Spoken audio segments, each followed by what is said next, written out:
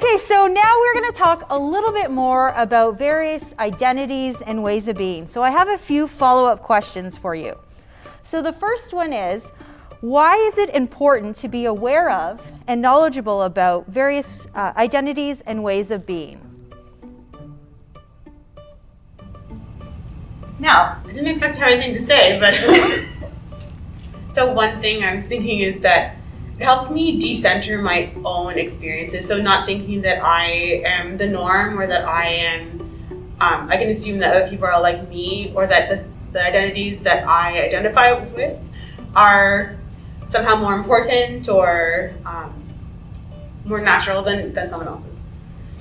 Awesome, thanks for sharing. Louisa?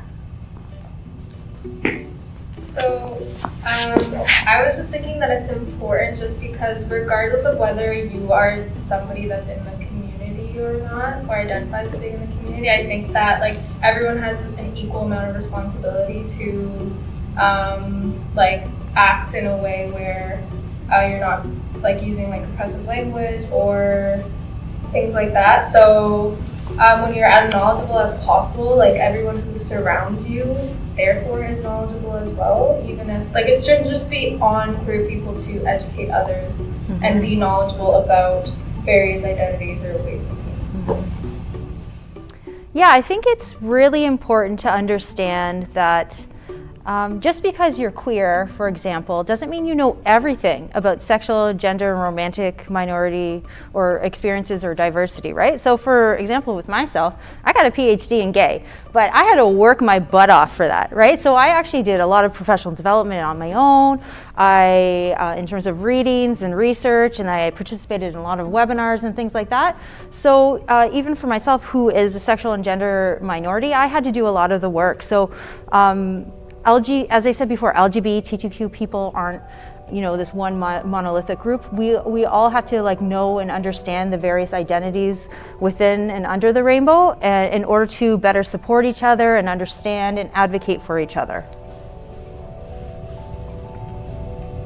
Annalise? I think also being aware and knowledgeable helps you continue to clock what you don't know.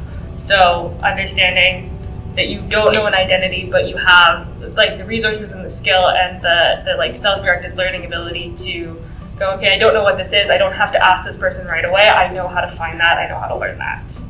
Yeah, absolutely. Abby? I assume it helps us avoid making assumptions. For instance, I may be heterosexual with regards to my sexual orientation, but I may be panromantic with regards to my romantic orientation. So I feel like if we don't have a clear understanding of these distinctions, we may make assumptions that if a person says he's heterosexual, we assume he's also heteroromantic in terms of being attractive. So I think that helps. It helps us make those distinctions. That's why it's important to understand the difference between sexual and romantic orientation to get started. Then there are other ways to do that too. Absolutely, thanks so much. Okay, so the next question is, what identities or ways of being are important to you? So would anyone like to share?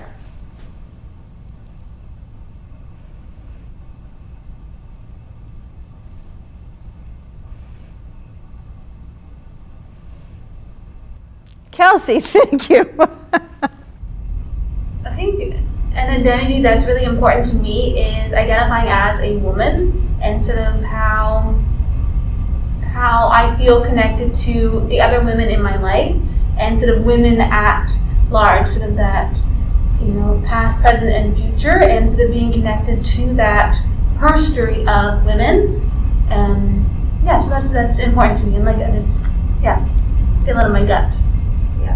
Absolutely. I think it's really something that I've been reflecting on lately is because I'm gender nonconforming, I was assigned female at birth. But one thing I've been working on over the last year or so is just kind of like embracing the womanly part of me as well and like expressing some femininity. So I think it's important to kind of understand for like a lot of people, for many people, that can like fluctuate those identities over time, and your not just like the identity but your like pull to it. and where you land at a particular moment in time may be different. So I don't know, for me that's something that I've been kind of wrestling with, and I think it's really, I'm like proud to say a lot of time that I'm a woman. And then sometimes I'm like, I'm kind of like a tomboyish woman. And it doesn't always resonate with me, so thanks for that. Thank you for sharing. Thanks. Anyone else? The way I'm thinking about this is growing up as a gay man, you were taught kind of like there are certain aspects of you that like, you're not supposed to show society, or like you kind of have to hide off and like create a mask of yourself. And something that I've learned in my 20s is that people who have recently come out kind of have to understand their identity behind the mask as well. So you're trying to decipher between like who really am I and like who have I been putting on this like mask as, and trying to decipher between those two people, because to some degree you are both of them. Like that mask is technically kind of part of you. It's been a big part of your life. For me it was 18 years. So you're kind of just deciphering like of these two things, what am I? So I think when people are coming out, they're still trying to figure out their identities and like who they are and like what makes them who they are. So trying to figure those things that are important. Mm-hmm. For sure. Callie? I just want to say, first of all, Michael, that Judith Butler just loved everything that came out of your mouth. I think kind of like connecting to what both Alicia and Michael have talked about, and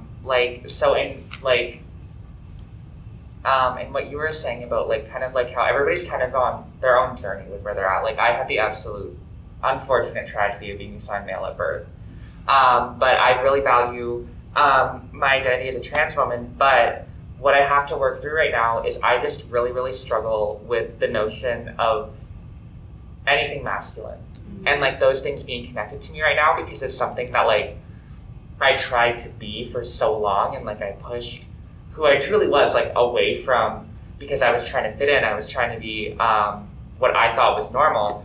And so now that like I don't have to do that anymore, I have like an aggressive hatred for everything masculine. And then kind of like what you were saying, but it's also like breaking down those barriers that I've kind of put up after coming out as trans and accepting myself for who I am, like being kinder to myself, reminding myself like, okay, liking this doesn't make you any more masculine or any more of a man than you were before. So Absolutely. Thanks for sharing. Mel.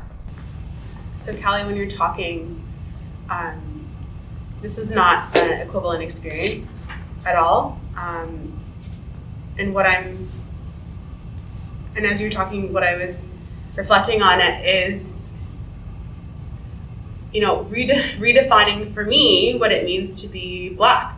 So I didn't actually know that there were much more diverse ways to be Black, to still identify as that is something that's important to me, until I did my master's degree and asked other Black students and they didn't seem to struggle with that. They didn't seem to struggle with like, oh yes, I can be very different than my other friend who was also Black. But for me, I felt really locked into one box, and anything that took me outside that box, I was afraid of being able to like about myself. And so again, not a parallel situation with you, but thank you for saying that, because that makes me reflect on the fact that I actually really am proud of my interlocking identity as a Black woman, because I just bought property. Okay, it's just a condo. But I like to say property because I remember I was signing the papers and I felt tears come to my eyes, because I thought of myself like how many Black people in my community and women in my community, intergenerationally were not able, or were refused, were blocked from being able to sign these papers that I now own this place and no one can take it away from me. I'm getting emotional again. Yeah. So that really shows me that that's something that is important to me, that I'm proud of. Thank you so much for sharing.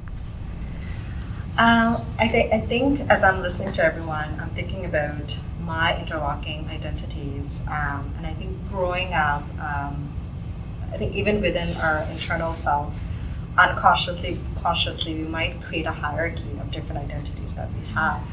And for me, being a woman was on the top, but I realized in my mid-20s that it was the colonial way of being a woman. So an example was when I got into grad school, I just turned 23 for a master's, and I always had long hair. But one of the first things I did before moving to Calgary from Toronto was I got myself a bob. Because all the professional, powerful women that I saw, you know, good wife or whatever, had bobs. And I bought a lot of pearls. And I always loved wearing colorful lipstick, but I also bought nude lipsticks. It sucks. Like, I should not wear that, but I did. And every time I would, in my practicum or I would work as a clinic, I would transform to this woman. But again, you know, we don't have the time to talk about all the transformative experiences that I had. But I was actually in the States where there was a critical moment when I realized that the world has a lot of white women psychologists. It doesn't have that many brown women psychologists. So it was important for many of the racialized youth to see a brown psychologist rather than to see a brown woman turning into a white psychologist. So I grew out my hair, started wearing bangles, my big hooves, and now the interlocking identity, right? It's not just I'm a woman, but I'm a brown woman. So that interlocking identity and being is important to me. Thank you so much for sharing. So the last few comments have talked a little bit about interlocking identities. So I was wondering if someone could actually define that for us. So what are interlocking identities?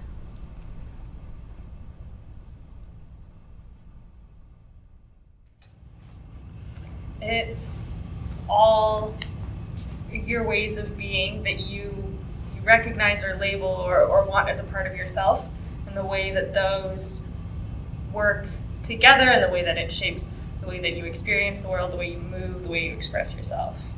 Absolutely. Thanks so much. That was a perfect answer. So, in knowing kind of what interlocking identities are, so all those different social locations that we have, remember, you know, class, sexual orientation, race, ethnicity, religion, spirituality, et cetera, ability. So how can we actually create a space that supports and celebrates each person's unique combination of identities and ways of being? Mel. I don't have a good answer, but I have an answer. I recently was doing this, I've made this e-learning module about humanizing your virtual classroom. And one thing when we were not we, actually it was just me talking, when I was talking about how to humanize your students, I said something like, you can ask your students, you know, what's one thing that you want me to remember about you?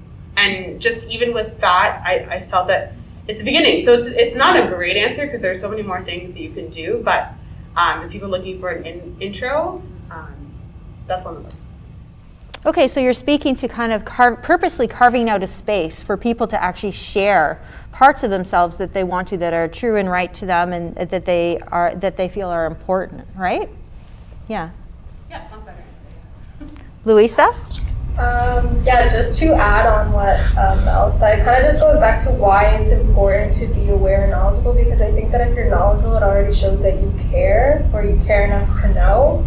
And so, and if you don't know, you care enough to find out for yourself. So I think like the first step to creating a space where somebody feels celebrated is just making yourself knowledgeable on everything possible that you would need to know. Yeah, I think that curiosity is integral to being a decent human, right? So being curious and then actually actively going on the pursuit of learning more about folks other than yourself, right? So, Callie, did you have something to share? Yeah, I know it seems kind of simple, but I think a good way to create a space that celebrates everyone's interlocking identities is to create a space that allows people to discover their interlocking identities. Because when we think about it, there's a lot of aspects of our interlocking identity are very obvious, like, you know, the color of your skin or gender and the way you feel, though that's a little different. But like, there are like other things too, like for example, you maybe have identified as heterosexual your entire life and never had the space to realize that you're maybe actually biromantic or even homoromantic, but like just because you've constantly been, you know, sleeping with the opposite sex, you just never were able to come to that. So creating a space where you can have resources and basically just let people like learn, and then in that they go like, oh my god, this is who I am, this is how, like, this is, you know what I mean? So I think even just creating that space in itself is a great like first place to start. Absolutely, thanks. Maisha. So I think in terms of creating this space of acceptance is, we had this earlier discussion that when we think about incorporating different interlocking identities and ways of being in curriculum or events, let's not have those like separate discriminatory events. Like today is a gay week, today is a multicultural week, or this curriculum will only focus on this identity. So I think every time we're saying that we're trying to be equitable, it's not just we focus on one identity or one ways of being. Like, I think it should be an intentional, and hopefully in coming generation it will become a more automatic approach for everybody, that when we think about equity, we don't separate identities, we put them together. Yeah, I think what you're saying is really important. It's instrumental not to silo identities, right? So, and often that can happen in queer communities where a lot of the conversations might be whitewashed, for example, or we don't talk about ability or class and how that impacts or perhaps impedes someone's opportunities or resources. So thanks for mentioning that. Anyone else? Michael? So I would say just constantly having an open mind and remembering that sometimes your gut feeling is not always the right feeling to think immediately. Just to share a personal experience, when the pride flag changed from this one here to the one back there where there's the trans flag and the brown and black stripes as well, I struggled with that at first because I was like, well, you know, one is a gender sexuality issue and one's a race issue. I respect both, but like they are different.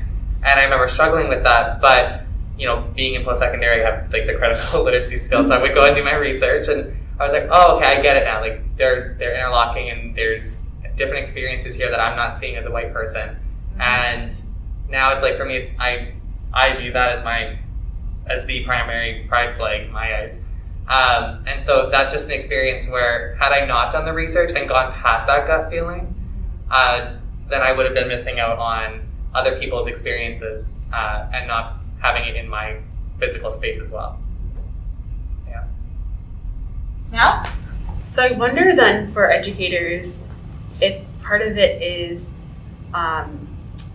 identifying as a lifelong learner, you know, and that for me, like you said, you know, you had a PhD in gay, but you had to work for that. You had to work against your assumption that you knew everything about a particular identity or space of oppression, right, for a particular group of people. And so I find sometimes, like academics, our tendency is to want to study everything and then to claim ourselves as an expert and therefore don't need any further education. But in this work, I think it's important for me to always lead with the assumption that there's still something I'll need to learn. And if I know the thing today, it doesn't mean I know it tomorrow. So yeah, I think that's more for the educator though. Any other contributions? Abby? I think I have a very brief comment to make. I was just thinking about the idea of fluidity and not keeping restrictions in terms of thinking about coming out as being directly correlated to a particular point of your life. Like, do you come out only when you're in high school or when you're in university? I feel like being open to the idea that people may even, you know, understand that aspect of their personality in their late 40s or late 50s, and we need to, open those conversations and keep those conversations open too, because those voices and stories also need to be represented in our discussions about, and shouldn't just be something that students grapple with, but also people later in their life also try to understand about themselves. Absolutely. Thank you. Annalise? I have a point just off of that, talking about spaces and the way to make those spaces open to identities as people learn more about their own identities and those change. So, like if you have a student come out to you with one identity, like also keeping that open if that label that they have changes at all. So like providing name tags and like reusable name tags, or like an extra slip of paper with their name card, with everyone's name card, in case there's a change in pronouns or there's a change in name and stuff like that, and just keeping that space open for people to grow and learn as they find more information and more ways of understanding themselves. Yeah, I think it's really important to understand, acknowledge, and then implement in your practice that it's not one and done a lot of the time with identities, right? It's not like, well, that's it, that's me forever. And it kind of relates back to my own personal journey with my gender and how that's evolved over time. And sometimes my feelings are very like intense, and sometimes I have a big pull towards like womanness or femininity, and sometimes like I totally outright reject that. And that's okay, and it's as important as educators, as community youth workers, that we make space for that. Callie? And just kind of briefly to tag on to that at the end, it's important to like constantly like support your students and let them know that no matter where they're at in their journey, it's always going to be valid. And even though you maybe are struggling with figuring out a label for your sexuality, how you identified a couple months prior was still just as valid as how you're identifying now, and like that doesn't change. And that even if you're using a label that like you're not 100% sure if it completely fits you, that's okay. You're valid. You're just trying to figure out where you place in this world. Yeah. So absolutely. So thank you all for participating and for all your contributions that were wonderful, and have a great day.